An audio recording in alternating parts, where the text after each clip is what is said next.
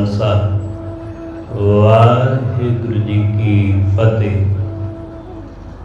परम सन्मानयोग सतगुरां दे हजूर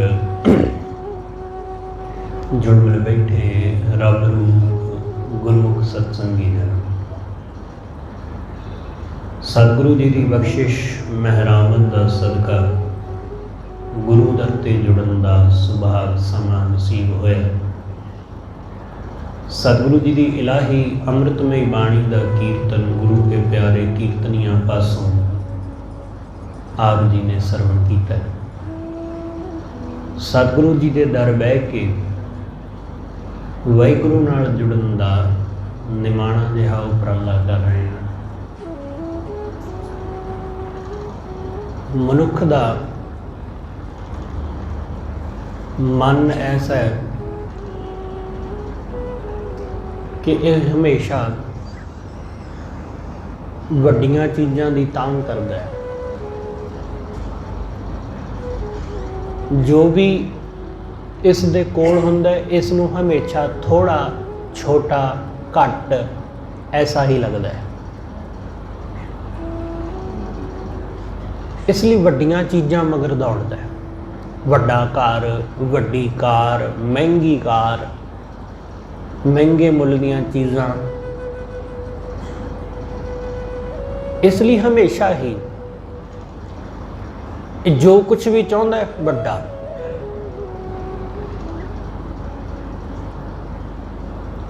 क्योंकि उस नाल ये अपने हंकार की पूर्ति करता है। तो अक्सर ये भी वेख्या गया कि बंदा हमेशा वड्डियां लोकां नाल जुड़ के ज़्यादा खुश होंदा है। किसी वड्डे अहुदे ते बैठे आदमी नाल रिश्तेदारी गंढ के उहदे नाल कोई सांझ कोई मित्रता पा के ज़्यादा खुश। मामूली आदमी नाल आम आदमी नाल उहदे नाल कोई सांझ पा के बहुती खुशी नहीं मिलती। क्यों? क्योंकि उहदे तो कुछ लाभ होने वाला नहीं। किसी वड्डे अफसर नाल, किसी मंत्री संतरी नाल, किसी वड्डे रुतबे दे मालक नाल उहदे नाल सांझ पाउण दा यतन करदा है। इसलिए अक्सर देखा गया कि जदों कोई आदमी किसी वड्डे रुतबे ते पहुंच जाता है तो लोग उहदे नाल रिश्तेदारियां कढ ही लैंदे ने। चाहे जिधरों किधरों मर्जी होण, दूरों नेड़े लोग रिश्तेदारी पैदा कर ही लेंदे ने किसी तरह। अब जदों हुण पिछे जे जदों नवे प्रधानमंत्री बने वाहिगुरू नवे मुख मंत्री, तो साडे पिंड दे कई लोगों ने भगवंत मान नाल अपनी रिश्तेदारी कढ़ ली कि साडा वो धूरी तो फलाणिया तो भूआ का मुंडा लगदा जी। पहला नहीं सी, पहलों कौन जानता सी या कौन की करना रिश्तेदारी। क्योंकि जदों कोई बड़ा अहुदा नहीं, पर हुण जदों मुख मंत्री बने तो रिश्तेदारियां कढ़ लईआं। ऐसी ही है दुनिया, ये हमेशा वड्डियां लोकां नाल सांझ पाउंदी है। सतगुरु कहंदे बंदा वड्डे नाल सांझ क्यों पाउंदा है? वो सोचता है कि वड्डे नाल जुड़ के मैं भी वड्डा हो जावांगा, मैं भी कह सकांगा कि मैं फलाणे बंदे का रिश्तेदार हाँ, मैं फलाणे आदमी नूं जानदा है। इसलिए अक्सर तुसीं लोकां नूं ये कहंदिआं सुनोगे कि तैनूं पता मैं कौन है, तू जानदा नहीं मैं कौन हाँ। वो कहंदा मैं फलाणे बंदे का रिश्तेदार हाँ, आ जिहड़ा इत्थों दा SSP है ना वो मेरा रिश्तेदार लगदा है। अक्सर लोग इस तरह दीयां गल्लां तुहानूं कहंदे सुणदे मिलणगे। अक्सर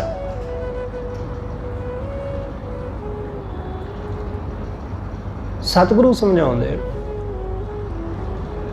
सतगुरु कहंदे वड्डा इवें नहीं होया जांदा। वड्डे आदमी नाल जुड़ के कोई वड्डा नहीं हुंदा। तुहाडा रिश्तेदार जिन्ना मर्जी वड्डा आदमी होवे, करोड़ापति होवे, तुहानूं ओहदा की सुख। वो मुख मंत्री होवे जां प्रधानमंत्री, तुसीं की लैणा उस नालों? कुछ नहीं हासिल होने वाला। सानू की मिलेगा कि साडा कोई रिश्तेदार कोई DSP लगा है या DIG लगा है, कुछ नहीं। वो अपनी थां है, असीं अपनी थां। ਉਹਦੇ ਨਾਲ जुड़ के ਅਸੀਂ ਵੱਡੇ नहीं हो जावांगे, ਉੱਚੇ ਅਹੁਦੇ ਦੇ मालक नहीं हो जावांगे। जे हो भी गए ਤਾਂ भी की फर्क पैंदा है।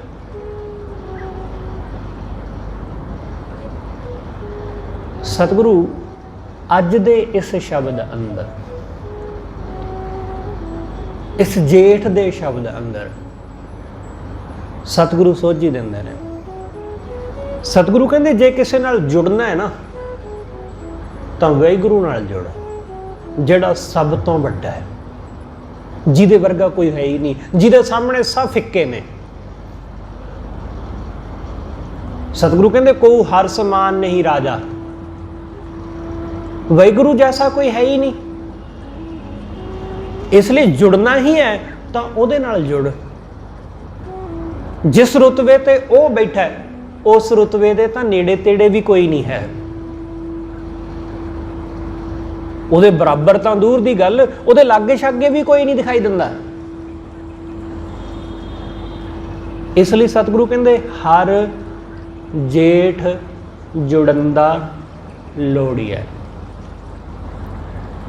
जेठ का मतलब वड्डा। जेठ महीना भी हुंदा है ते ख्याल रखना, जेठ का महीना जो तुसी देसी दिनां नूं गिणोगे ना तो ये 32 दिन होंगे ने इस महीने के। देखियो जरा जाके, बाकी दिनों के 30 दिन 31 दिन होंगे महीनों के, पर जेठ के 32 दिन होंगे ने। इसलिए वड्डा वड्डा सतगुरु कहते वो वाहिगुरू जिहड़ा सब तो वड्डा है। हर जेठ परमात्मा जेठ, वाहिगुरू वड्डा।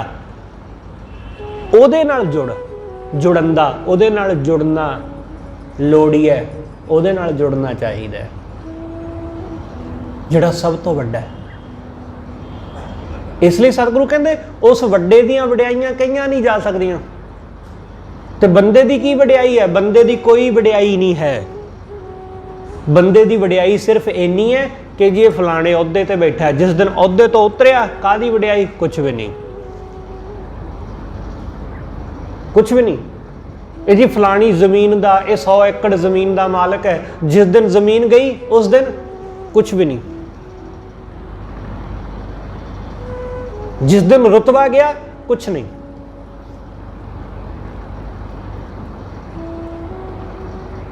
पिछे जाए श्रोमणी कमेटी का नवा प्रधान चुनिया गया।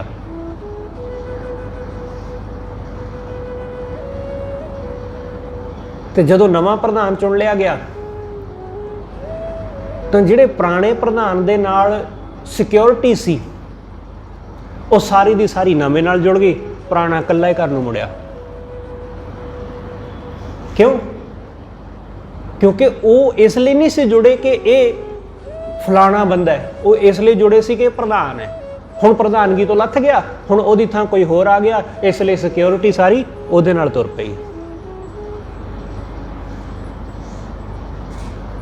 वड्याई किस चीज़ की सी? प्रधानगी दी, अहुदेदारी दी, रुतबे दी, उस कुर्सी दी, उस पोजीशन दी। उन्हें इकल्ले मुड़ना पिया अपनी कार विच। पहला उन्होंने जिहड़ी कार मिली हुई सी वो नवें नूं मिल गई। इसलिए बंदे दी की वड्याई है? कुछ भी नहीं है। बंदे दी वड्याई इस करके है कि वड्डे घर विच रहिंदा है, जिहदी एक कनाल दे विच कोठी है, इस गल च वड्याई है। इहदे कोल जी बहुत महंगी वड्डी कार है, इस गल दी वड्याई है। अपने विच की है वड्डा जिस करके वड्डा हो सके? अपने विच वड्डा होने वाला कोई भी गुण नहीं है। वड्याई पैसे दी, वड्याई गड्डियां दी, वड्याई रुतबे दी, वड्याई वड्डे घर दी, वड्याई महंगे ब्रांडेड कपड़ियां दी, ਆਪਣੇ ਵਿੱਚ ਕੀ ਹੈ ਜਿਹਦੇ ਕਰਕੇ ਵੱਡਾ ਹੋ ਸਕੇ? ਆਪਣੇ ਵਿੱਚ ਐਸਾ ਕੁਝ ਵੀ ਨਹੀਂ। ਸਵਾਦਤਾ ਤਾਂ ਹੈ ਕਿ ਤੁਸੀਂ ਜਾਂ ਕੋਈ ਵੀ ਆਦਮੀ ਉਹ ਛੋਟੇ ਘਰ ਵਿੱਚ ਵੀ ਰਹਿ ਕੇ ਵੱਡਾ ਹੋਵੇ, ਉਹ ਛੋਟੀ ਕਾਰ ਵਿੱਚ ਜਾਂ ਆਪਣੇ ਸਕੂਟਰ ਮੋਟਰਸਾਈਕਲ ਦੇ ਉੱਤੇ ਸਾਈਕਲ ਦੇ ਉੱਤੇ ਵੀ ਵੱਡਾ ਹੋਵੇ।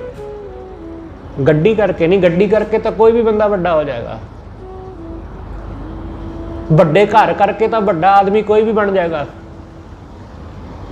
ਜ਼ਿਆਦਾ ਦੌਲਤ ਹੋਵੇ ਤਾਂ ਕੋਈ ਵੀ ਆਦਮੀ ਵੱਡਾ ਹੋ ਜਾਏਗਾ, ਪਰ ਬਿਨਾਂ ਦੌਲਤ ਤੋਂ ਵੱਡਾ ਹੋਣਾ, ਬਿਨਾਂ ਵੱਡੀ ਕਾਰ ਤੋਂ, ਬਿਨਾਂ ਵੱਡੇ ਘਰ ਤੋਂ ਵੱਡਾ ਹੋਣਾ, ਇਹ ਸਿਰਫ ਤੇ ਸਿਰਫ ਭਗਤਾਂ ਦੇ ਹਿੱਸੇ ਆਇਆ। ਇਹ ਸਿਰਫ ਗੁਰਮੁਖਾਂ ਦੇ ਹਿੱਸੇ ਆਇਆ ਕਿ ਉਹਦੇ ਤਨ ਤੇ ਫਟੇ ਪੁਰਾਣੇ ਕੱਪੜੇ ਨੇ, ਥਾਂ ਥਾਂ ਟਾਕੀਆਂ ਲੱਗੀਆਂ, ਪਰ ਫਿਰ ਵੀ ਉਹ ਵੱਡਾ ਹੈ। ਕੁੱਲੀ ਵਿੱਚ ਰਹਿੰਦਾ ਫਿਰ ਵੀ ਵੱਡਾ। ਸਤਿਗੁਰੂ ਕਹਿੰਦੇ ਬਸਤਾ ਟੁੱਟੀ ਝੌਂਪੜੀ ਚੀਰ ਸਭ ਛਿੰਨਾ, ਕਿ ਟੁੱਟੀ ਦੀ ਝੌਂਪੜੀ ਵਿੱਚ ਵਸਦਾ ਹੈ, ਕੁੱਲੀ ਵਿੱਚ। ਚੀਰ ਕੱਪੜੇ, ਚੀਰ ਸਭ ਛਿੰਨਾ, ਛਿਣ ਛਿਣ ਹੋਏ ਪਏ ਨੇ, ਬਹੁਤ ਸਾਰੇ ਉਹਦੇ ਕੱਪੜੇ ਦੇ ਵਿੱਚ ਛੇਦ ਨੇ, ਫਟੇ ਹੋਏ ਨੇ। ਜਾਤ ਨਾ ਪੱਤ ਨਾ ਆਦਰੋ, ਜਿਨ੍ਹਾਂ ਚੀਜ਼ਾਂ ਨਾਲ ਬੰਦਾ ਵੱਡਾ ਹੁੰਦਾ ਉਹਦੇ ਕੋਲ ਉਹ ਹੈ ਹੀ ਨਹੀਂ। ਉਹਦੇ ਕੋਲ ਵੱਡਾ ਘਰ ਵੀ ਨਹੀਂ ਹੈ, ਉਹਦੇ ਕੋਲ ਮਹਿੰਗੇ ਮੁੱਲ ਦੇ ਕੱਪੜੇ ਵੀ ਨਹੀਂ ਹੈ, ਉਹਦੀ ਕੋਈ ਬਹੁਤ ਵੱਡੀ ਉੱਚੀ ਜਾਤ ਵੀ ਨਹੀਂ ਹੈ, ਕੋਈ ਬਹੁਤ ਪੱਤ ਇੱਜ਼ਤ ਵੀ ਨਹੀਂ ਹੈ ਉਹਦੀ ਦੁਨੀਆ ਵਿੱਚ, ਕੋਈ ਉਹਨੂੰ ਆਦਰ ਵੀ ਨਹੀਂ ਦਿੰਦਾ ਹੈ। ਜਾਤ ਨਾ ਪੱਤ ਨਾ ਆਦਰੋ, ਉਦਿਆਨ ਭਰਮਿੰਨਾ, ਇੱਧਰ ਉੱਧਰ ਭਟਕਦਾ ਰਹਿੰਦਾ ਹੈ। ਮਿੱਤਰ, ਕੋਈ ਉਹਦਾ ਮਿੱਤਰ ਵੀ ਨਹੀਂ ਹੈ। ਮਿੱਤਰ ਨਾ ਇੱਠ ਧਨ ਰੂਪਹੀਣ, ਕੋਈ ਬਹੁਤ ਸੋਹਣਾ ਸੁਨੱਖਾ ਵੀ ਨਹੀਂ ਹੈ ਕਿ ਹਾਂਜੀ ਚਲੋ ਗਰੀਬ ਆਦਮੀ ਹੈ ਪਰ ਸੋਹਣਾ ਬਹੁਤ ਹੈ, ਪਰ ਉਹਦੇ ਕੋਲ ਸੁਹੱਪਣ ਵੀ ਨਹੀਂ ਹੈ। ਮਿੱਤਰ ਨਾ ਇੱਠ ਧਨ ਰੂਪਹੀਣ, ਕਿਛ ਸਾਕ ਨਾ ਸਿੰਨਾ, ਕੋਈ ਰਿਸ਼ਤੇਦਾਰ ਵੀ ਨਹੀਂ। ਗਰੀਬ ਆਦਮੀ ਦਾ ਤਾਂ ਕੋਈ ਰਿਸ਼ਤੇਦਾਰ ਵੀ ਨਹੀਂ ਬਣਦਾ। ਗਰੀਬ ਬੰਦੇ ਨਾਲ ਰਿਸ਼ਤਾ ਗੰਢਣ ਨੂੰ ਵੀ ਕੋਈ ਤਿਆਰ ਨਹੀਂ ਹੁੰਦਾ। ਕਿਉਂ? ਕਿਉਂਕਿ ਉਹਦੇ ਕੋਲ ਹੈ ਹੀ ਕੁਛ ਨਹੀਂ।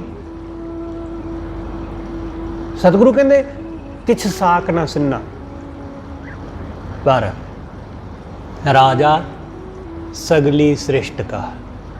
ਸਤਿਗੁਰੂ ਕਹਿੰਦੇ ਸਾਰੀ ਸ੍ਰਿਸ਼ਟੀ ਦਾ ਰਾਜਾ ਹੈ ਉਹ। ਕਿਉਂ? ਕਿਉਂਕਿ ਹਰ ਨਾਮ ਮਨ ਭਿੰਨਾ, ਵਾਹਿਗੁਰੂ ਦੇ ਨਾਮ ਵਿੱਚ ਉਹਦਾ ਮਨ ਭਿੱਜਾ ਹੋਇਆ ਹੈ।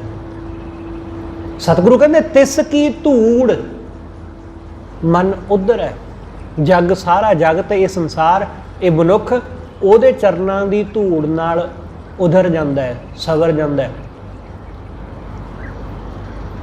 ਐਸੇ ਗੁਰਮੁਖ ਨਾਲ ਜਿਹਦੇ ਕੋਲ ਕੁਝ ਵੀ ਨਹੀਂ। ਇਸ ਲਈ ਸਤਿਗੁਰੂ ਕਹਿੰਦੇ ਕਿਉਂ? ਕਿਉਂਕਿ ਉਹ ਵੱਡੇ ਨਾਲ ਜੁੜਿਆ ਹੋਇਆ, ਉਸ ਪਰਮੇਸ਼ਰ ਨਾਲ ਜੁੜਿਆ ਜਿਹੜਾ ਸਭ ਤੋਂ ਵੱਡਾ ਹੈ। ਇਸ ਲਈ ਉਹਦੇ ਨਾਲ ਜੁੜ ਕੇ ਅਸੀਂ ਵੱਡੇ ਹੋ ਜਾਂਦੇ ਹਾਂ। ਅਸੀਂ ਗੁਰੂ ਨਾਲ ਜੁੜ ਕੇ ਵੱਡੇ ਹੋ ਜਾਂਦੇ ਹਾਂ। ਗੁਰੂ ਨਾਲ ਜੁੜ ਕੇ ਸਤਿਗੁਰੂ ਕਹਿੰਦੇ ਹਰ ਜੇਠ ਜੁੜਨ ਦਾ ਲੋੜੀਏ। ਉਸ ਵੱਡੇ ਵਾਹਿਗੁਰੂ ਨਾਲ ਜੁੜਨਾ ਚਾਹੀਦਾ ਜਿਸ ਅੱਗੇ ਸਭ ਨਿਵੰਨ, ਜਿਹਦੇ ਅੱਗੇ ਸਭ ਨਿਵਦੇ ਨੇ, ਜਿਹਦੇ ਅੱਗੇ ਸਭ ਨਿਵਦੇ। ਸਭ ਨੂੰ ਉਹਦੇ ਅੱਗੇ ਨਿਵਣਾ ਹੀ ਪੈਂਦਾ ਹੈ। ਸਾਡਾ ਕੋਈ ਜ਼ੋਰ, ਕੋਈ ਆਕੜ ਥੋੜੀ ਚੱਲਦੀ ਉਹਦੇ ਅੱਗੇ। ਦੁਨੀਆ ਅੱਗੇ ਤਾਂ ਅਸੀਂ ਆਪਣੀ ਆਕੜ, ਆਪਣਾ ਜ਼ੋਰ ਚਲਾ ਲਵਾਂਗੇ, ਪਰ ਉਹਦੇ ਅੱਗੇ ਨਹੀਂ ਚੱਲਦਾ ਸਾਡਾ ਜ਼ੋਰ। ਉਹਦੇ ਅੱਗੇ ਅਸੀਂ ਆਕੜ ਵੀ ਨਹੀਂ ਸਕਦੇ ਹਾਂ। ਇਸ ਲਈ ਸਤਿਗੁਰੂ ਕਹਿੰਦੇ ਉਹਦੇ ਅੱਗੇ ਸਭ ਨਿਭਦੇ ਨੇ, ਸਾਰੀ ਦੁਨੀਆ ਉਹਦੇ ਅੱਗੇ ਨਿਭਦੀ ਹੈ, ਜਿਸ ਅੱਗੇ ਸਭ ਨਿਭਣ। ਉਸ ਵਾਹਿਗੁਰੂ ਦੇ ਲੜ ਲੱਗਿਆ, ਹਰ ਸੱਜਣ ਦਾਵਣ ਲੱਗਿਆ। ਦਾਵਣ ਮਤਲਬ ਦਾਮਨ, ਦਾਮਨ ਮਤਲਬ ਪੱਲਾ। ਉਸ ਵਾਹਿਗੁਰੂ ਦੇ ਪੱਲੇ ਲੱਗਿਆ, ਉਹਦੇ ਲੜ ਲੱਗਿਆ, ਕਿਸੇ ਨਾ ਦੇ ਹੀ ਬੰਨ। ਜਦੋਂ ਅਸੀਂ ਉਹਦੇ ਚਰਨਾਂ ਨਾਲ ਜੁੜ ਜਾਂਦੇ ਹਾਂ ਤਾਂ ਉਹ ਵਾਹਿਗੁਰੂ ਸਾਨੂੰ ਮਾਇਆ ਦੇ ਹੱਥੋਂ ਬੰਨਣ ਨਹੀਂ ਦਿੰਦਾ। ਕਾਮ ਕ੍ਰੋਧ ਸਾਨੂੰ ਬੰਨ ਨਹੀਂ ਸਕਦੇ। ਅਸੀਂ ਲੋਭ ਵਿੱਚ, ਮੋਹ ਵਿੱਚ ਨਹੀਂ ਵੱਜਦੇ ਫਿਰ ਜਦੋਂ ਗੁਰੂ ਨਾਲ ਜੁੜ ਜਾਂਦੇ ਹਾਂ, ਜਦੋਂ ਵਾਹਿਗੁਰੂ ਨਾਲ ਜੁੜ ਜਾਂਦੇ ਹਾਂ। ਤਾਂ ਕਿਸੇ ਦੀ ਹਿੰਮਤ ਨਹੀਂ ਕਿ ਕੋਈ ਸਾਨੂੰ ਵਿਸ਼ੇ ਵਿਕਾਰ ਸਾਡੇ ਮਨ ਨੂੰ ਆਪਣੇ ਵੱਲ ਨੂੰ ਮੋਹਿਤ ਕਰ ਲੈਣ। ਬਸ ਉਹਦੇ ਲੜ ਲੱਗਣ ਦੀ ਗੱਲ। ਇਸ ਲਈ ਤਾਂ ਸਤਿਗੁਰੂ ਕਹਿੰਦੇ ਮੈਂ ਸਭ ਕੁਝ ਤਿਆਗ ਕੇ ਮੈਂ ਉਹਦੇ ਲੜ ਲੱਗ ਗਿਆ। ਉਸਤਤ ਨਿੰਦਾ ਨਾਨਕ ਜੀ ਹੱਬ ਵੰਝਾਈ ਛੋੜਿਆ। ਮੈਂ ਸਭ ਕੁਝ ਛੱਡ ਦਿੱਤਾ। ਕੋਈ ਉਸਤਤ ਕਰੇ, ਕੋਈ ਨਿੰਦਾ ਕਰੇ, ਸਭ ਤਿਆਗ ਦਿੱਤਾ। ਕੋਈ ਫਰਕ ਨਹੀਂ ਪੈਂਦਾ ਇਹਨਾਂ ਗੱਲਾਂ ਨਾਲ। ਮੈਂ ਸਾਰਾ ਕੁਝ ਤਿਆਗ ਦਿੱਤਾ। ਹੱਬੇ ਸਾਕ ਕੁੜਾਵੇ ਡਿੱਠੇ। ਮੈਂ ਸਾਰਾ ਕੁਝ ਦੇਖ ਲਿਆ ਕਿ ਝੂਠ ਹੈ। ਇਹ ਸਭ ਸੰਬੰਧ, ਇਹ ਸਾਕ ਸਭ ਝੂਠੇ। ਸਿਰਫ ਉਹ ਸੱਜਣ ਹੈ, ਉਹ ਵਾਹਿਗੁਰੂ ਹੈ, ਜਿਹਦਾ ਸੱਚਾ ਸਾਕ ਹੈ, ਜਿਹਦਾ ਸੱਚਾ ਸੰਬੰਧ ਹੈ। ਹੱਬੇ ਸਾਕ ਕੁੜਾਵੇ ਡਿੱਠੇ ਤੋ ਪੱਲੇ ਟੈਂਡੇ ਲੱਗੀ। ਮੈਂ ਉਹਦੇ ਪੱਲੇ ਲੱਗ ਗਈ। ਜਦੋਂ ਅਸੀਂ ਉਹਦੇ ਪੱਲੇ ਲੱਗ ਜਾਂਦੇ ਹਾਂ ਤਾਂ ਫਿਰ ਅਸੀਂ ਕਾਮ ਕ੍ਰੋਧ ਵਿੱਚ ਵੱਜਦੇ ਨਹੀਂ। ਹਉਮੈ ਨਹੀਂ ਬੰਨ੍ਹਦੀ ਫਿਰ ਸਾਨੂੰ ਨਿੰਦਾ ਚੁਗਲੀ ਨਹੀਂ ਬੰਨ੍ਹਦੀ, ਈਰਸ਼ਾ ਨਹੀਂ ਬੰਨ੍ਹਦੀ ਸਾਨੂੰ। ਕਿਸੇ ਦਾ ਘਰ ਵੱਡਾ ਹੋਵੇ, ਸਾਡੇ ਨਾਲੋਂ ਕਈ ਗੁਣਾ ਵੱਡਾ ਹੋ ਜਾਏ, ਦੌਲਤ ਵਿੱਚ, ਸ਼ੋਹਰਤ ਵਿੱਚ, ਰੁਤਬੇ ਵਿੱਚ, ਕੋਈ ਫਰਕ ਨਹੀਂ ਪੈਂਦਾ ਫਿਰ ਇਸ ਗੱਲ ਨਾਲ। ਕੋਈ ਫਰਕ ਨਹੀਂ। ਕੋਈ ਸਾਡੇ ਨਾਲੋਂ ਨੀਵਾਂ ਹੋਵੇ ਤਾਂ ਸਾਡੇ ਮਨ ਅੰਦਰ ਉਹਦੇ ਪ੍ਰਤੀ ਹੀਨ ਭਾਵਨਾ ਨਹੀਂ ਹੁੰਦੀ ਕਿ ਸਾਡੇ ਨਾਲੋਂ ਨੀਵਾਂ ਹੈ। ਕੋਈ ਉੱਚਾ ਹੋਵੇ ਤਾਂ ਵੀ ਕੋਈ ਫਰਕ ਨਹੀਂ ਪੈਂਦਾ। ਉੱਚੇ ਨੂੰ ਦੇਖ ਕੇ ਈਰਸ਼ਾ ਨਹੀਂ ਪੈਦਾ ਹੁੰਦੀ ਤੇ ਨੀਵੇਂ ਨੂੰ ਵੇਖ ਕੇ ਹੰਕਾਰ ਨਹੀਂ ਪੈਦਾ ਹੁੰਦਾ ਕਿ ਮੈਂ ਵੱਡਾ। ਸਤਿਗੁਰੂ ਕਹਿੰਦੇ ਇਹ ਈਰਸ਼ਾ, ਇਹ ਮੋਹ, ਇਹ ਤ੍ਰਿਸ਼ਨਾ, ਇਹ ਫਿਰ ਬੰਨ ਨਹੀਂ ਸਕਦੀ ਜਿਹੜਾ ਵਾਹਿਗੁਰੂ ਦੇ ਲੜ ਲੱਗ ਜਾਂਦਾ ਹੈ, ਜਿਹੜਾ ਪਰਮੇਸ਼ਰ ਦੇ ਲੜ ਲੱਗ ਜਾਂਦਾ ਹੈ। ਇਸ ਲਈ ਉਸ ਵੱਡੇ ਨਾਲ ਜੁੜਨਾ, ਨਾ ਕਿ ਵੱਡੇ ਲੋਕਾਂ ਨਾਲ, ਉਸ ਵੱਡੇ ਪਰਮੇਸ਼ਰ ਨਾਲ। ਹਰ ਸੱਜਣ ਦਾਵਣ ਲੱਗਿਆ ਕਿਸੇ ਨਾ ਦੇਈ ਬੰਨ। ਮਾਣਕ ਮੋਤੀ ਨਾਮ ਪ੍ਰਭ ਉਹਨ ਲੱਗੈ ਨਾਹੀ ਸੰਨ। ਵਾਹਿਗੁਰੂ ਦਾ ਨਾਮ, ਪਰਮੇਸ਼ਰ ਦਾ ਨਾਮ ਐਸਾ ਕੀਮਤੀ ਮੋਤੀ ਹੈ, ਐਸੀ ਦੌਲਤ ਹੈ ਜਿਹਨੂੰ ਸੰਨ ਨਹੀਂ ਲਾਈ ਜਾ ਸਕਦੀ, ਜਿਹਨੂੰ ਚੋਰੀ ਨਹੀਂ ਕੀਤਾ ਜਾ ਸਕਦਾ। ਉਹਨੂੰ ਕੀ ਚੋਰੀ ਕਰੋਗੇ? ਉਹ ਚੋਰੀ ਨਹੀਂ ਹੁੰਦਾ, ਕਿਉਂਕਿ ਇਹ ਕੋਈ ਪੈਸਾ ਤੇ ਇਹ ਕੋਈ ਦੌਲਤ ਤੇ ਹੈ ਨਹੀਂ। ਐਸੀ ਦੌਲਤ, ਇਹ ਕੋਈ ਕਾਗਜ਼ ਦੇ ਨੋਟ ਤੇ ਹੈ ਨਹੀਂ ਕਿ ਜਿਨ੍ਹਾਂ ਨੂੰ ਕੋਈ ਚੋਰੀ ਕਰ ਲਵੇਗਾ। ਕੋਈ ਸੋਨੇ ਦਾ ਕੋਈ ਗਹਿਣਾ, ਕੋਈ ਹੀਰਾ ਮੋਤੀ, ਐਸਾ ਤੇ ਕੋਈ ਹੈ ਨਹੀਂ ਹੈ। ਇਹਨੂੰ ਚੁਰਾਇਆ ਨਹੀਂ ਜਾ ਸਕਦਾ। ਇੱਕ ਫਕੀਰ ਦੇ ਘਰ ਅੱਧੀ ਰਾਤ ਨੂੰ ਚੋਰ ਆ ਗਿਆ। ਜਦੋਂ ਚੋਰ ਉਹਦੇ ਘਰ ਪਹੁੰਚਾ ਤਾਂ ਚੋਰ ਨੇ ਐਕਸਪੈਕਟ ਨਹੀਂ ਸੀ ਕੀਤਾ, ਕਿਉਂਕਿ ਅੱਧੀ ਰਾਤ ਨੂੰ ਕਿਹੜਾ ਬੰਦਾ ਜਾਗਦਾ ਹੈ? ਫਕੀਰਾਂ ਤੋਂ ਬਿਨਾਂ ਕੋਈ ਨਹੀਂ ਜਾਗਦਾ। ਜਾਂ ਚੋਰ ਜਾਗਦੇ ਨੇ ਜਾਂ ਫਕੀਰ ਜਾਗਦੇ ਨੇ, ਬਸ। ਉਸਨੇ ਐਕਸਪੈਕਟ ਨਹੀਂ ਸੀ ਕੀਤਾ ਕਿ ਉਸ ਘਰ ਦਾ ਮਾਲਕ ਜਾਗ ਰਿਹਾ ਹੋਵੇਗਾ। ਉਹ ਫਕੀਰ ਬੈਠਾ, ਉਹ ਜਾਗ ਰਿਹਾ। ਚੋਰ ਉਹ ਘਰ ਦੇ ਵਿੱਚ ਦੇਖਦਾ, ਇੱਧਰ ਉੱਧਰ ਲੱਭਦਾ ਕੁਛ। ਹੁਣ ਫਕੀਰਾਂ ਦੇ ਘਰਾਂ ਚੋਂ ਕੀ ਲੱਭਣਾ? ਉਹ ਲੱਭਦਾ ਇੱਧਰ ਉੱਧਰ। ਉਹਨੇ ਬੜੀ ਭਾਲ ਕੀਤੀ ਪਰ ਕੁਛ ਨਾ ਮਿਲਿਆ। ਜਿੱਥੇ ਫਕੀਰ ਬੈਠਾ ਸੀ ਉਹ ਉਸ ਕਮਰੇ ਵਿੱਚ ਆ ਗਿਆ। ਜਿਵੇਂ ਅੰਦਰ ਆਇਆ ਤਾਂ ਚੋਰ ਡਰ ਗਿਆ, ਕਿਉਂਕਿ ਸਾਹਮਣੇ ਮਾਲਕ ਬੈਠਾ ਹੈ। ਬੜਾ ਹੈਰਾਨ ਹੋਇਆ। ਤਾਂ ਚੋਰ ਨੂੰ ਪੁੱਛਦਾ ਹੈ ਫਕੀਰ ਕਿ ਹਾਂ ਭਾਈ ਕਿਵੇਂ ਆਇਆ? ਹੁਣ ਉਹ ਡਰਿਆ ਹੋਇਆ। ਬੇਸ਼ੱਕ ਚੋਰਾਂ ਦੇ ਕੋਲ ਹਥਿਆਰ ਹੁੰਦੇ ਨੇ, ਪਰ ਸਾਧੂ ਦੀ ਦੇਖਣੀ ਹਰ ਹਥਿਆਰਾਂ ਨਾਲੋਂ ਵੱਧ ਹੁੰਦੀ ਹੈ, ਤਿੱਖੀ, ਕਿਉਂਕਿ ਉਹਨਾਂ ਦੀ ਦ੍ਰਿਸ਼ਟੀ ਐਸੀ ਹੈ। ਪੁੱਛਿਆ ਭਾਈ ਕਿਵੇਂ ਆਇਆ? ਕੌਣ ਹੈ ਤੂੰ? ਹੁਣ ਝੂਠ ਬੋਲਿਆ ਨਾ ਗਿਆ, ਕਹਿੰਦਾ ਜੀ ਮੈਂ ਚੋਰ ਹਾਂ। ਸਾਧੂ ਨੇ ਕਿਹਾ ਲੱਗਦਾ ਤੇ ਹੈ ਨਹੀਂ। ਅਸੀਂ ਤਾਂ ਉਸ ਬੰਦੇ ਨੂੰ ਵੀ ਚੋਰ ਕਹਿ ਦਿੰਦੇ ਹਾਂ ਜਿਹੜਾ ਚੋਰ ਨਾ ਹੋਵੇ। ਉਹਨੇ ਕਿਹਾ ਲੱਗਦਾ ਤੇ ਹੈ ਨਹੀਂ, ਤੂੰ ਦੇਖਣ ਨੂੰ ਹੱਟਾ ਕੱਟਾ ਆਦਮੀ ਹੈ, ਮੈਨੂੰ ਤੇ ਲੱਗਦਾ ਨਹੀਂ ਚੋਰ, ਝੂਠ ਬੋਲਦਾ ਲੱਗਦਾ। ਉਹਨੇ ਕਿਹਾ ਨਹੀਂ ਮੈਂ ਚੋਰੀ ਕਰਨ ਆਇਆ ਤੁਹਾਡੇ ਘਰ। ਫਕੀਰ ਨੇ ਕਿਹਾ ਲੱਭਾ ਕੁਛ ਮਿਲਿਆ? ਉਹਨੇ ਕਿਹਾ ਮੈਂ ਦੇਖਿਆ ਸਾਰਾ ਕੁਝ, ਕਿਤੇ ਕੁਛ ਮਿਲੀ ਨਹੀਂ ਕੋਈ ਕੀਮਤੀ ਚੀਜ਼। ਤਾਂ ਫਕੀਰ ਨੇ ਆਖਿਆ ਕਿ ਭਾਈ ਆ ਫਲਾਣੀ ਥਾਂ ਨਾ ਆ ਛੋਟੀ ਜੀ ਅਲਮਾਰੀ ਹੈ ਇੱਕ ਸਾਈਡ ਤੇ, ਉਹਦੇ ਵਿੱਚ ਕੁਛ ਪੈਸੇ ਪਏ ਨੇ, ਲੈ ਲੈ।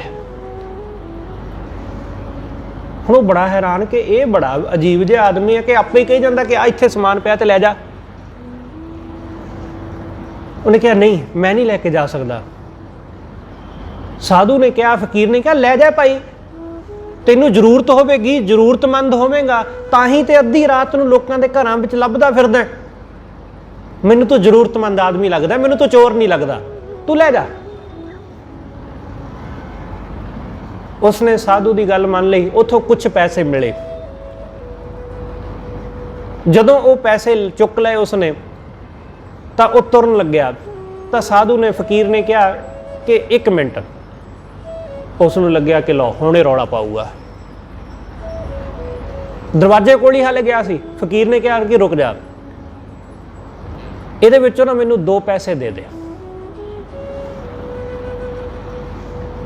ਮੈਨੂੰ ਸਵੇਰੇ ਹੋ ਸਕਦਾ ਜ਼ਰੂਰਤ ਪੈ ਜਾਏ, ਇਹੀ ਨੇ ਮੇਰੇ ਕੋਲ, ਹੋਰ ਹੈ ਨਹੀਂ, ਤੂੰ ਆ 2 ਮੈਨੂੰ ਦੇ ਦੇ ਤੇ ਬਾਕੀ ਲੈ ਜਾ। ਇਹ ਤੇਰਾ ਮੇਰੇ ਤੇ ਉਧਾਰ ਰਹਿ ਗਿਆ, ਜਦੋਂ ਫਿਰ ਕਿਤੇ ਆਪਾਂ ਮਿਲਾਂਗੇ ਮੈਂ ਤੈਨੂੰ ਇਹ ਤੇਰੇ ਪੈਸੇ ਦੇ ਦਿਆਂਗਾ। ਹੁਣ ਉਹ ਚੋਰ ਬੜਾ ਹੈਰਾਨ ਹੁੰਦਾ, ਉਹ ਕਹਿੰਦਾ ਜੀ ਤੁਹਾਡੇ ਪੈਸੇ ਨੇ, ਤੁਸੀਂ ਸਾਰੇ ਲੈ ਲਓ।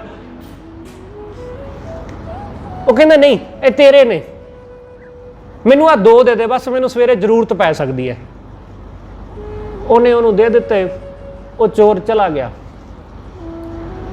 ਕੋਈ 6-7 ਮਹੀਨੇ ਬਾਅਦ ਉਹ ਚੋਰ ਕਿਤੇ ਹੋਰ ਚੋਰੀ ਕਰਦਾ ਫੜਿਆ ਗਿਆ। ਉਹਨੂੰ ਫੜ ਲਿਆ ਗਿਆ, ਰਾਜ ਦਰਬਾਰ ਵਿੱਚ ਪੇਸ਼ ਕੀਤਾ ਗਿਆ।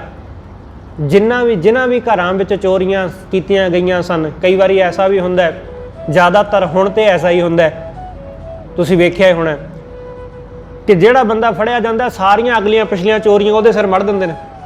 ਇੰਨਾ ਹੀ ਹੁੰਦਾ ਨਾ ਕਿ ਜਿਹੜੀਆਂ ਚੋਰੀਆਂ ਨਹੀਂ ਵੀ ਉਹਨੇ ਕੀਤੀਆਂ ਹੁੰਦੀਆਂ ਉਹ ਵੀ ਪਾ ਦਿੰਦੀ ਆ ਪੁਲਿਸ ਉਹਦੇ ਸਿਰ ਕਿ ਹੋਰ ਤੇ ਬੰਦਾ ਲੱਭਿਆ ਨਹੀਂ, ਚਲੋ ਕੇਸਾਂ ਤੋਂ ਫਾਰਕ ਹੋਵਾਂਗੇ। ਉਸਨੇ ਉਹਦੇ ਸਿਰ ਪਾ ਦਿੱਤੀਆਂ ਗਈਆਂ ਤੇ ਜਿਹੜੀਆਂ ਵੀ ਉਹਨੇ ਕੀਤੀਆਂ ਸੀ ਸਾਰੇ ਲੋਕਾਂ ਨੇ ਆ ਕੇ ਆਖਿਆ ਜੀ ਇਹਨੇ ਸਾਡੇ ਆਹ ਚੋਰੀ ਕੀਤਾ, ਉਹ ਚੋਰੀ ਕੀਤਾ। ਤਾਂ ਪਤਾ ਲੱਗਿਆ ਕਿ ਇਹ ਫਲਾਣੇ ਫਕੀਰ ਦੇ ਘਰ ਵੀ ਚੋਰੀ ਕਰਨ ਗਿਆ ਸੀ। ਉਸ ਨੂੰ ਬੁਲਾਓ, ਜੇ ਉਹਨੇ ਗਵਾਹੀ ਦੇ ਦਿੱਤੀ ਤਾਂ ਇਹਨੂੰ ਪੱਕੀ ਸਜ਼ਾ, ਕਿਉਂਕਿ ਉਹ ਬੜਾ ਮੰਨਿਆ ਪਰਮੰਨਿਆ ਫਕੀਰ ਸੀ, ਆਦਮੀ ਸੀ, ਸਭ ਉਹਨੂੰ ਜਾਣਦੇ ਸਨ ਕਿ ਉਹ ਕਦੇ ਝੂਠ ਨਹੀਂ ਬੋਲਦਾ। ਉਸ ਨੂੰ ਬੁਲਾਓ।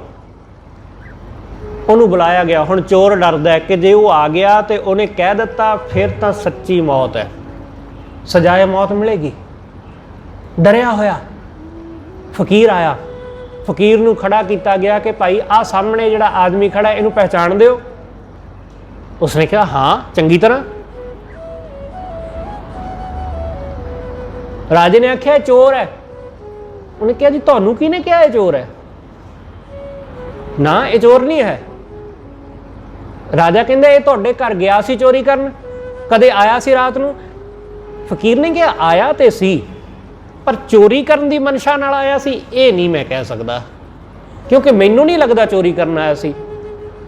ਆਇਆ ਸੀ, ਇਹ ਭਲਾ ਪੁਰਸ਼ ਸੀ, ਜ਼ਰੂਰਤਮੰਦ ਸੀ, ਇਸ ਦੇ ਮੈਂ ਕੁਝ ਪੈਸੇ ਦੇਣੇ ਨੇ।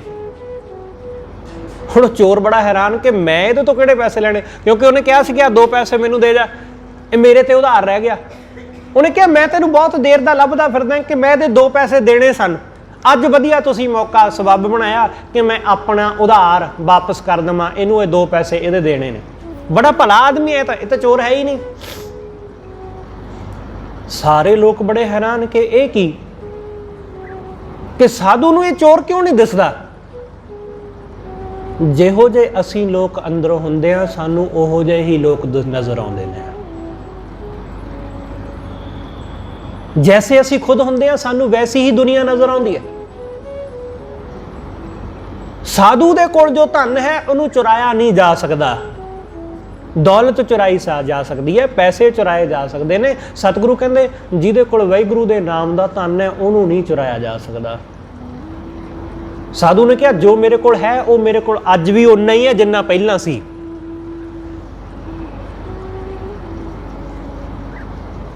ਜੋ ਇਹ ਲਿਜਾ ਸਕਦਾ ਸੀ ਉਹ ਮੈਨੂੰ ਆਪਣੇ ਹੱਥੀਂ ਦੇ ਦਿੱਤਾ ਕਿ ਲੈ ਜਾ। ਇਸ ਲਈ ਮੈਨੂੰ ਚੋਰ ਨਹੀਂ ਲੱਗਦਾ। ਸਤਿਗੁਰੂ ਕਹਿੰਦੇ ਜਿਨ੍ਹਾਂ ਦੇ ਹਿਰਦੇ ਵਿੱਚ ਵਾਹਿਗੁਰੂ ਦਾ ਨਾਮ ਵਸਦਾ ਉਹਨੂੰ ਚੋਰੀ ਨਹੀਂ ਕੋਈ ਕਰ ਸਕਦਾ। ਬਾਹਰੀ ਚੀਜ਼ਾਂ ਨੂੰ ਕੋਈ ਚੋਰੀ ਕਰ ਸਕਦਾ। ਸਾਡੇ ਘਰ ਦੇ ਵਿੱਚ ਪਈਆਂ ਚੀਜ਼ਾਂ, ਮਹਿੰਗੀਆਂ ਚੀਜ਼ਾਂ ਚੋਰੀ ਕੀਤੀਆਂ ਜਾ ਸਕਦੀਆਂ। ਸਾਡੇ ਘਰ ਦੇ ਬਾਹਰ ਖੜੀ ਗੱਡੀ ਵੀ ਚੋਰੀ ਕੀਤੀ ਜਾ ਸਕਦੀ ਹੈ। ਸਾਡੀ ਵਾਸ਼ਿੰਗ ਮਸ਼ੀਨ, ਸਾਡੀ ਫਰਿੱਜ, ਸਾਡਾ ਟੀਵੀ, ਸਾਡੇ ਸੋਨੇ ਚਾਂਦੀ ਦੇ ਗਹਿਣੇ, ਸਭ ਕੁਝ ਲੁੱਟਿਆ ਜਾ ਸਕਦਾ। ਪਰ ਜੇ ਕੁਝ ਨਹੀਂ ਲੁੱਟਿਆ ਜਾ ਸਕਦਾ ਉਹ ਸਾਡੇ ਹਿਰਦੇ ਦੀ ਦੌਲਤ ਹੈ। ਉਹ ਸਾਡੇ ਹਿਰਦੇ ਦੀ ਦੌਲਤ ਹੈ, ਉਸ ਨੂੰ ਕੋਈ ਲੁੱਟ ਨਹੀਂ ਸਕਦਾ। ਇਸ ਲਈ ਸਤਿਗੁਰੂ ਕਹਿੰਦੇ ਮਾਣਕ ਮੋਤੀ ਨਾਮ ਪ੍ਰਭ ਉਨ ਲੱਗੈ ਨਾਹੀ ਸੰਨ, ਉਹਨੂੰ ਕੋਈ ਸੰਨ ਨਹੀਂ ਲਾ ਸਕਦਾ ਹੈ, ਉਹਨੂੰ ਕੋਈ ਚੋਰੀ ਨਹੀਂ ਕਰ ਸਕਦਾ। ਰੰਗ ਸਭੇ ਨਾਰਾਇਣ ਹੈ, ਇਹ ਸਭ ਰੰਗ ਉਸ ਪਰਮੇਸ਼ਰ ਦੇ ਨੇ। ਜੇਤੇ ਮਨ ਪਾਵਨ, ਇਹ ਜੋ ਮਨ ਨੂੰ ਭਾਉਂਦੇ ਨੇ ਇਹ ਸਭ ਉਸ ਪਰਮੇਸ਼ਰ ਦੇ ਰੰਗ ਨੇ। ਸਾਡੀ ਦਿੱਕਤ ਇਹ ਹੈ ਕਿ ਅਸੀਂ ਲੋਕ ਜੋ ਚੀਜ਼ਾਂ ਜੈਸੀਆਂ ਹੁੰਦੀਆਂ ਉਹਨਾਂ ਨੂੰ ਵੈਸੀਆਂ ਐਕਸੈਪਟ ਨਹੀਂ ਕਰਦੇ। ਅਸੀਂ ਉਹਨਾਂ ਨੂੰ ਬਦਲ ਕੇ, ਉਹਨਾਂ ਨੂੰ ਚੇਂਜ ਕਰਕੇ ਆਪਣੇ ਅਕੋਰਡਿੰਗ ਫਿਰ ਪ੍ਰਵਾਨ ਕਰਦੇ ਹਾਂ ਤੇ ਫਿਰ ਉਹ ਵਸਤੂ ਮੁਰਦਾ ਹੋ ਜਾਂਦੀ ਹੈ। ਉਹ ਮੁਰਦਾ ਹੋ ਜਾਂਦੀ, ਉਹ ਰਹਿੰਦੀ ਨਹੀਂ। ਉਹ ਹਰ ਬੰਦਾ ਚਾਹੁੰਦਾ ਹੈ ਕਿ ਦੂਸਰਾ ਆਦਮੀ ਮੇਰੇ ਮੁਤਾਬਕ ਚੱਲੇ। ਪਤੀ ਚਾਹੁੰਦਾ ਹੈ ਪਤਨੀ ਮੇਰੇ ਮੁਤਾਬਕ ਚੱਲੇ, ਪਤਨੀ ਚਾਹੁੰਦੀ ਹੈ ਪਤੀ ਮੇਰੇ ਮੁਤਾਬਕ ਚੱਲੇ, ਬੱਚੇ ਚਾਹੁੰਦੇ ਨੇ ਮਾਂ-ਬਾਪ ਸਾਡੇ ਮੁਤਾਬਕ ਚੱਲਣ, ਮਾਂ-ਬਾਪ ਚਾਹੁੰਦੇ ਨੇ ਬੱਚੇ ਸਾਡੇ ਮੁਤਾਬਕ ਚੱਲਣ। ਹਰ ਕੋਈ ਚਾਹੁੰਦਾ ਹੈ ਕਿ ਦੂਸਰਾ ਆਦਮੀ ਮੇਰੀ ਮਰਜ਼ੀ ਨਾਲ ਚੱਲੇ। ਜੋ ਆਦਮੀ ਜੈਸਾ ਹੈ ਅਸੀਂ ਉਹਨੂੰ ਵੈਸਾ ਪ੍ਰਵਾਨ ਨਹੀਂ ਕਰਦੇ। ਉਹਨੂੰ ਆਪਣਾ ਰੂਪ, ਉਹਨੂੰ ਆਪਣਾ ਰੰਗ ਬਿਖੇਰਨ ਨਹੀਂ ਦਿੰਦੇ। ਅਸੀਂ ਕਹਿੰਦੇ ਹਾਂ ਕਿ ਸਾਡੀ ਮਰਜ਼ੀ ਵਿੱਚ ਇਵੇਂ ਰਹਿ, ਇਸ ਦਾਇਰੇ ਵਿੱਚ, ਇਸ ਤੋਂ ਬਾਹਰ ਨਹੀਂ ਜਾਣਾ। ਉਹਦੇ ਵਿੱਚ ਹੀ ਉਹ ਸੁੰਗੜ ਜਾਂਦਾ ਹੈ, ਉਹਦੇ ਵਿੱਚ ਹੀ ਉਹ ਸੀਮਤ ਹੋ ਜਾਂਦਾ ਹੈ। ਇਸ ਲਈ ਜਦੋਂ ਅਸੀਂ ਕਿਸੇ ਵੀ ਸ਼ੈ ਨੂੰ, ਕਿਸੇ ਵੀ ਚੀਜ਼ ਨੂੰ, ਕਿਸੇ ਵੀ ਮਨੁੱਖ ਨੂੰ, ਕਿਸੇ ਵੀ ਪਸ਼ੂ ਪੰਛੀ ਨੂੰ ਉਹਦੇ ਦਾਇਰੇ ਵਿੱਚ ਰਹਿਣ ਦਿੰਦੇ ਆ ਕਿ ਤੂੰ ਆਪਣੇ ਦਾਇਰੇ ਵਿੱਚ ਰਹਿ, ਜੋ ਤੈਨੂੰ ਠੀਕ ਲੱਗਦਾ ਤੂੰ ਉਹ ਕਰ, ਫਿਰ ਉਹ ਖਿੜਦਾ ਹੈ,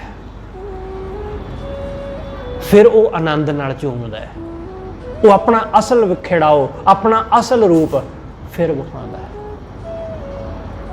ਅਸਲ ਸੁੰਦਰਤਾ ਫਿਰ ਪ੍ਰਗਟ ਹੁੰਦੀ ਹੈ। ਸਾਡੇ ਘਰਾਂ ਦੇ ਕਲੇਸ਼ ਕਿਉਂ ਰਹਿੰਦੇ ਨੇ? ਇਸੇ ਕਰਕੇ ਰਹਿੰਦੇ ਨੇ ਕਿ ਮੇਰੀ ਮਰਜ਼ੀ ਨਾਲ ਨਹੀਂ ਇਹ ਹੋ ਰਿਹਾ, ਆਪਣੀ ਮਰਜ਼ੀ ਕਰ ਰਹੇ ਹੋ ਤੁਸੀਂ। ਉੱਥੇ ਕਲੇਸ਼, ਉੱਥੇ ਝਗੜਾ। ਸਤਿਗੁਰੂ ਕਹਿੰਦੇ ਵਾਹਿਗੁਰੂ ਦੇ ਰੰਗ ਨੇ। ਤੁਹਾਡਾ ਇੱਕ ਆਪਣਾ ਰੰਗ ਹੈ, ਆਪਣਾ ਸੁਭਾਅ ਹੈ। ਤੁਹਾਡੀ ਪਤਨੀ ਦਾ, ਤੁਹਾਡੇ ਬੱਚੇ ਦਾ, ਤੁਹਾਡੇ ਮਾਂ ਦਾ, ਤੁਹਾਡੇ ਪਿਤਾ ਦਾ, ਉਹਨਾਂ ਦਾ ਇੱਕ ਆਪਣਾ ਸੁਭਾਅ ਤੇ ਆਪਣਾ ਰੰਗ ਹੈ। ਕੋਈ ਵੀ ਆਦਮੀ ਜੈਸਾ ਹੈ ਉਹਨੂੰ ਵੈਸਾ ਐਕਸੈਪਟ ਕਰੋ। ਉਹਨੂੰ ਇਹ ਨਹੀਂ ਕਿ ਮੇਰੇ ਮੁਤਾਬਕ ਚੱਲੇਗਾ ਤਾਂ ਠੀਕ ਹੈ, ਨਹੀਂ ਤਾਂ ਚੱਲ ਘਰੋਂ ਬਾਹਰ। ਇਹ ਪਰਮਾਤਮਾ ਦਾ ਰੰਗ ਤਾਂ ਨਾ ਹੋਇਆ ਹੈ, ਇਹ ਪਰਮੇਸ਼ਰ ਦੀ ਰਜ਼ਾ ਤਾਂ ਨਹੀਂ ਹੋਈ। ਪਰਮਾਤਮਾ ਦੀ ਰਜ਼ਾ ਹੋਰ ਹੈ, ਅਸੀਂ ਆਪਣੀ ਰਜ਼ਾ ਵਿੱਚ ਚਲਾਉਣਾ ਚਾਹੁੰਦੇ ਹਾਂ। ਵਾਹਿਗੁਰੂ ਨੇ ਉਹਨੂੰ ਕੈਸਾ ਪੈਦਾ ਕੀਤਾ ਹੈ, ਉਹਨੂੰ ਕੈਸਾ ਸੁਭਾਅ ਦਿੱਤਾ ਹੈ, ਉਹਨੂੰ ਕੈਸੇ ਗੁਣ ਦਿੱਤੇ ਨੇ, ਉਹਨੂੰ ਉਹਦੇ ਵਿੱਚ ਰਹਿਣ ਦਿਓ। ਤੁਹਾਨੂੰ ਜੈਸਾ ਵਾਹਿਗੁਰੂ ਨੇ ਸੁਭਾਅ ਬਖਸ਼ਿਆ, ਜੈਸੇ ਗੁਣ ਬਖਸ਼ੇ ਨੇ, ਜੈਸਾ ਜੀਵਨ ਬਖਸ਼ਿਆ, ਤੁਸੀਂ ਉਹਦੇ ਵਿੱਚ ਰਹੋ। ਇਹ ਵਾਹਿਗੁਰੂ ਦਾ ਰੰਗ। ਸਤਿਗੁਰੂ ਕਹਿੰਦੇ ਜੋ ਮਨ ਨੂੰ ਭਾਉਂਦੇ ਨੇ, ਚੀਜ਼ਾਂ ਜੈਸੀਆਂ ਨੇ ਉਹਨਾਂ ਨੂੰ ਵੈਸੀਆਂ ਪ੍ਰਵਾਨ ਕਰ ਲਓ। ਬੜਾ ਆਨੰਦਦਾਇਕ ਹੈ। ਕਲੇਸ਼ ਮਿਟ ਜਾਏਗਾ, ਦੁੱਖ ਮਿਟ ਜਾਏਗਾ। ਰੰਗ ਸਭੇ ਨਾਰਾਇਣ ਨੇ, ਵਾਹਿਗੁਰੂ ਦੇ ਰੰਗ ਨੇ ਸਭ। सब परमेश्वर दे ने। उन्हां नूं वेखो, उन्हां नूं जाणो चंगी तरह, फिर गल बनदी। जो हर लोड़े सो करे। वाहिगुरू जो लोड़दा, जो चाहुंदा वो ओही करदा है, जो उहदी इच्छा है वो ओही करदा है, उहदी रज़ा दे विच ही हुंदा है सब। जो हर लोड़े सो करे सोई जी करन। जो वो चाहुंदा है वो साडे कोलों करवा लैंदा है, वो साडे राही करवा लैंदा है, बहुत कुछ करवा लैंदा है, सानू पता भी नहीं चलदा है। असीं समझदे हां कि असीं कीता है, पर नहीं, उन्हें साडे राही करवा लिया। उन्हें साडे राही वो काम करवा लिया जिहड़ा असीं कर ही नहीं सी सकदे। बहुत सारे ऐसे विग्यानक ने, वो कहते हैं कि खोजिया जरूर असीं है, पर बेशक उन्हां दा परमात्मा विच यकीन नहीं है, वो मनते नहीं है परमेश्वर नूं, पर वो कहते हैं कि असीं ये खोजिया नहीं, साडे राही खोजिया गया, साडे द्वारा ये चीज़ इन्वेंट हो गई, पर किवें हो गई पता नहीं चलिया। बहुत सारिया चीज़ां वो अपने आप हो जांदियां। तुसीं ये सुनिया होना है, बहुत सारिया जिवें एक्यूप्रैशर या होर ऐसिया चीज़ां ने ना बंदे नूं ठीक करने वास्ते। एक एक्यूपंचर है कि बंदे दे शरीर दे विच सूइयां चुभोईयां जांदियां ने। हुण वो चीज़ कित्थों खोज विच आई? उहदी खोज किसी डॉक्टर ने किसी ने नहीं की। उहदी खोज किवें होई? एक आदमी किसी नाल नफरत करदा है, उहनूं मारना चाहुंदा है, उहदा कतल कर देना चाहुंदा है। कतल कर देण दी मनशा नाल उसने उहदे उत्ते हमला कीता। जिस आदमी के उत्ते हमला किया उहदे सिर विच बहुत दर्द रहिंदा सी, बड़ा पेन सी, बड़ी तकलीफ हुंदी सी, ते उहने बहुत उहदा इलाज कराया पर होया ना। ते इस आदमी ने उहदे ते हमला किया ते उहदे पैर दे अंगूठे दे उत्ते इहदे वल्लों जो इहने उहदे ते हमला किया उहदे ते चोट होई ते उहदा दर्द ठीक हो गया सिर दा। आया ये आदमी उसनूं मारन सी, पर इहदी मनशा की सी? इहदी मनशा उहदों कतल कर देना सी, पर इसने उहदे पैर दे उत्ते इहदे वल्लों मारिया ते इहने उहदे सिर विच जां उहदे शरीर दे किते होर हिस्से ते होना, पर वो पिछां हटिया उहदे पैर दे अंगूठे ते वज्जा, जिस कारण उहदे सिर दा दर्द ठीक हो गया। फिर इहदे उत्ते लोकां ने डॉक्टरां ने इहदे ते विचार कीती कि एक की बनया। फिर उन्होंने शरीर के बहुत सारे हिस्सों के उत्ते सूइयां चुभा के इहदे उत्ते प्रयोग करने आरंभ किए। प्रयोग किए तो गल समझ आई कि शरीर के कुछ हिस्से ऐसे ने जिन्हां दे उत्ते कुछ सूई चुभाउण नाल, किसी चीज़ का प्रैशर पाउण नाल किसी दूसरे अंग का, किसी दूसरे हिस्से का दर्द खत्म हो जाता है। इस तरह ये खोज हुई, इस तरह ये होंद विच आई चीज़। सतगुरु कहते बहुत सारिया चीज़ां ऐसियां जिहड़ियां साडे द्वारा हो जांदियां, असीं करदे नहीं, हो जांदियां। ऐसे बहुत सारे इस दुनिया दे विच लोग होए ने, बड़े बड़े चित्रकार, बड़े बड़े नच्चण वाले, बहुत बड़े डांसर, बड़े उमदा किस्म दे। उन्होंने पूछा गया कि तुसीं इन्ना खूबसूरत डांस किवें करदे हो? वो कहंदे पता ही नहीं, सानूं पता ही नहीं, हो जाता है बस। चित्रकार नूं पूछा गया कि इन्नी उमदा वधिया तस्वीर किवें बना लैंदे हो तुसीं? वो कहंदा मैनूं नहीं पता, बस जदों मैं बना रहा हुंदा मैनूं पता ही नहीं कि किवें बनदी है। इसलिए बहुत सारा कुछ परमेश्वर साडे राही करवा लैंदा है। साडे औलाद इस असीं अपनी मर्जी नाल नहीं इहनूं करिया, ये वाहिगुरू ने साडे राही करवा लई है। उन्हें साडे राही बच्चों नूं जन्म दिवा लिया। इसे तरह ही सारा कुछ हुंदा है। सतगुरु कहते जो हर लोड़े सो करे, जो परमेश्वर लोड़दा है चाहुंदा है वो साडे तो करवा लैंदा है। सोई जी करन, असीं उही करदे हां। जो प्रभ कीते अपने, जिन्हां नूं प्रभु ने अपने कर लिया, सही कहिए धन, उन्हां नूं धन कहा जांदा है। उही लोग धन ने जिन्हां नूं परमेश्वर अपने कर लिया। ਇਸ ਲਈ ਵੱਡਿਆਂ ਭਾਗਾਂ ਵਾਲੇ ਉਹੀ ਗਿਣੇ ਜਾਂਦੇ ਨੇ।